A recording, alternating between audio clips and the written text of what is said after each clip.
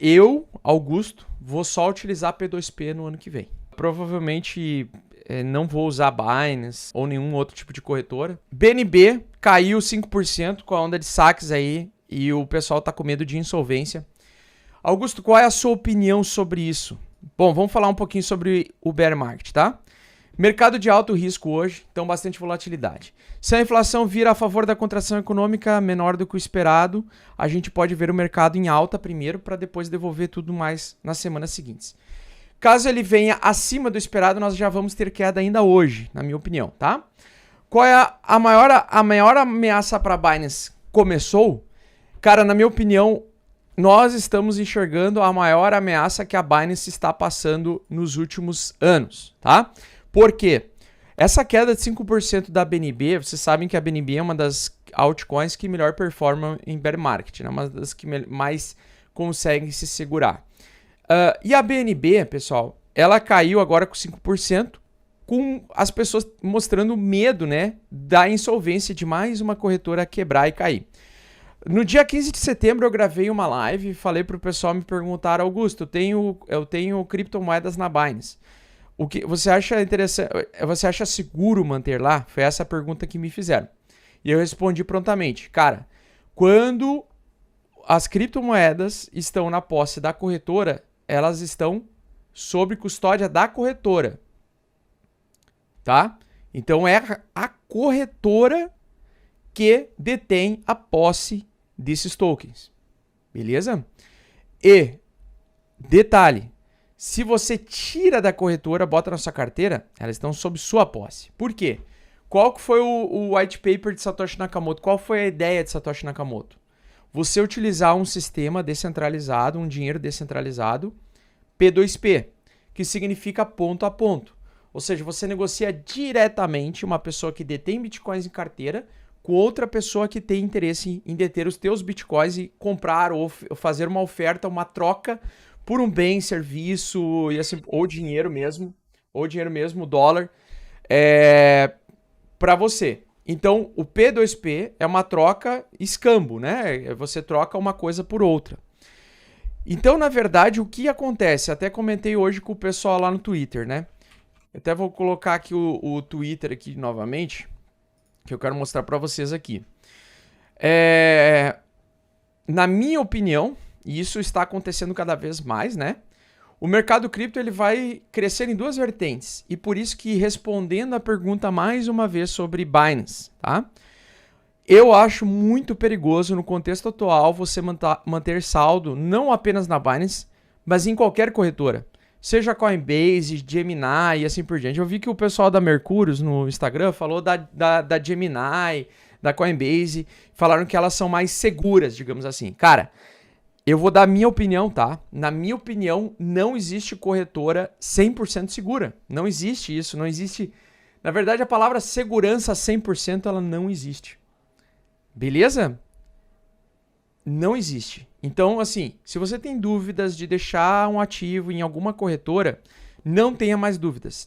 Dê preferência para utilizar a sua carteira com a sua chave privada e comece a utilizar corretoras DeFi ou corretoras descentralizadas ou pseudo-descentralizadas, como é o caso da Uniswap, aí, que com certeza, provavelmente no futuro vai passar por uma vamos dizer assim, vai passar por algum tipo de conflito com interesses do Estado, né? Então, basicamente, pessoal, o que eu quero dizer é, não confie em corretoras, tá? Independente do tamanho. Não existe corretora grande o suficiente que não possa falhar, mas no contexto atual, eu acredito que hoje nós estamos com o maior nível de risco da Binance, tá? A Binance, ela já foi hackeada várias vezes, ela já teve problemas lá em 2017, 2018, e basicamente ela já passou por alguns perrengues e alguns testes de insolvência ao longo do tempo, e ela passou por todos até agora. Mas isso não significa que ela vai repetir no futuro, tá? O que eu vou falar para vocês, cara? O que eu espero para 2023 é, de novo, o ano da renda fixa. Tá? Eu acho que vai ser o ano da renda fixa e também o ano da oportunidade de comprar alguns ativos bons e baratos. Então, seja encontrar o fundo do Bitcoin, o verdadeiro fundo do Bitcoin, seja algumas altcoins muito boas, bem fundamentadas, com um bom time de desenvolvimento e com continuidade e com construção de comunidade, também podem dar muito bom. Mas o principal é 2023, eu acredito que vai ser um ano bastante complexo no que tange a fazer dinheiro. Possivelmente nós podemos ter alguns períodos um pouco mais longos de alta do que as altas que nós tivemos esse ano. Esse ano nós tivemos altas bem tímidas, bem baixas mesmo, bem enfraquecidas. Então, eu acredito que durante o ano que vem a gente possa ter alguns meses ali que nós podemos ter algumas altas um pouco mais interessantes, principalmente nos períodos em que a inflação mostrar mais controle, tá? A gente vai sempre acompanhar esses dados de inflação, a gente sempre vai acompanhar a evolução disso, mas tomem consciência de que provavelmente não vai ser aquele bull market de fazer dinheiro, né, que a gente espera pacientemente acontecer. Sobre a prisão do Sam Bankman-Fried, já foi tarde, mas eu acredito que ele não vai ficar preso por muito tempo. Acredito que isso só está dando um susto no mercado em relação a outras corretoras. Eu acho que outras corretoras vão sofrer bastante. E nesse contexto atual, eu acredito que o mercado P2P, na base de confiança mesmo, na troca P2P, ela vai voltar com bastante força. O P2P ele foi enfraquecido, esse mercado de P2P, né, ponto a ponto, ele foi enfraquecido ao longo dos últimos anos, porque o volume das corretoras, as corretoras, elas conseguiram consumir bastante, absorver bastante mercado, tá? E basicamente, nós temos a seguinte situação. Eu, Augusto, vou só utilizar P2P no ano que vem, tá? Provavelmente não vou usar Binance ou nenhum outro tipo de corretora. Vou focar em usar P2P.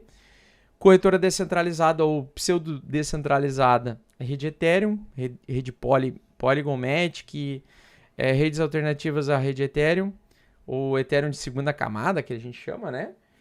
E provavelmente vou deixar sempre encarteirado os criptoativos. Dificilmente eu vou deixar na mão de uma entidade, de alguma empresa, porque se a gente tiver mais insolvência e continuação da insolvência, eu acho que ano que vem vai ser o ano de mais quebradeira, se a gente se manter por mais um ano de bear market, tá? Principalmente se a inflação não conseguir ser controlada ou se ela parar em algum momento de cair, né? A inflação ela precisa ser controlada para a gente voltar àquele padrão de normalidade de alta infinita. Sobre a questão dos YouTubers, tá? Então, sempre vá com calma em relação à indicação de corretoras. Ano que vem, eu acredito que várias corretoras podem passar por insolvência, tá? Principalmente se a Binance tiver algum problema nesse sentido. E estou falando qualquer corretora, seja corretora brasileira, corretora de fora. Todas as corretoras elas são uma ameaça para quem compra e acumula bitcoins. Compra e acumula Ethereums ou outro tipo de criptomoeda. Foque em utilizar e aprender a utilizar o P2P. Durante a semana agora da semana que vem, que eu vou parar, dia 18, eu vou postar aulas para os membros, né, sobre o P2P. E aí eu vou ensinar como é que funciona a negociação, fazer uma negociação em tempo real ali para o pessoal ver para ver como é que funciona. Porque depois que tu faz com o P2P, cara, tu larga de mão de utilizar a corretora, tá? Basicamente é isso. Já começa a te dar um pouco mais de paz, um pouco mais de segurança. E eu acredito que esse momento é o momento ideal para você buscar esse tipo de informação, esse tipo de conteúdo. Beleza? Bom, pessoal, deu agora aqui os dados de inflação. Ó, vocês já estão vendo uma estourada de alta do Bitcoin. Provavelmente a inflação veio mais controlada. Então, é isso aí mesmo. A inflação veio abaixo do esperado, a favor da contração econômica, né? Então ela veio bem mais arrefecida que o mercado estava esperando. E aí nós temos esse movimento de alta. Esse movimento de alta é bastante importante, bastante interessante. É o rompimento da média 8 semanal para cima. No curto prazo, provavelmente vai buscar os 20 mil dólares até o final de semana. Se ele manter essas informações positivas, acho que o mercado pode se empolgar. E tem um outro detalhe muito importante em relação ao Bitcoin. Se as pessoas se manterem com medo de insolvência das corretoras, vocês podem ver o fenômeno de uma troca de mãos de dinheiro de interesse de comprar Bitcoin novamente, né, trocando altcoins por Bitcoin, tá? Até onde o preço, no caso dessa situação, pode ir? O caso do Bitcoin, a moeda da praia. Então, se a gente colocar nesse canal de baixo, ele estava para acelerar a tendência de baixa, mas agora ele enfraqueceu por conta de mais um arrefecimento. Lembrando que geralmente esse tipo de movimento dura só um dia. Nos outros dias a gente pode ter uma devolução dessa alta de hoje, porque é um período volátil, mas o mais importante é triângulo simétrico. A metade do triângulo simétrico é o alvo de curto prazo agora, à medida que ele consiga romper. A tendência é que ele venha buscar aqui os 19.800 dólares a 20 mil dólares aqui, tá? Os 20 mil dólares é o alvo, então, desse movimento do Bitcoin à média da praia. E o Ethereum de Lamey, mesma coisa, rompimento da média 8 para cima, é uma barra de sinal. Dá para entrar nela agora? Até dá. Passou dos 1.320, até daria para entrar. Detalhe importante, é uma barra de sinal, então ela precisa de confirmação de alta, ela precisa de continuação de estímulo de compra, para ela vir fazer a perda desse topo anterior aqui. Se ela perder esse topo anterior aqui, a gente vai ter algumas semanas, possivelmente algumas 8 semanas de alta, tá?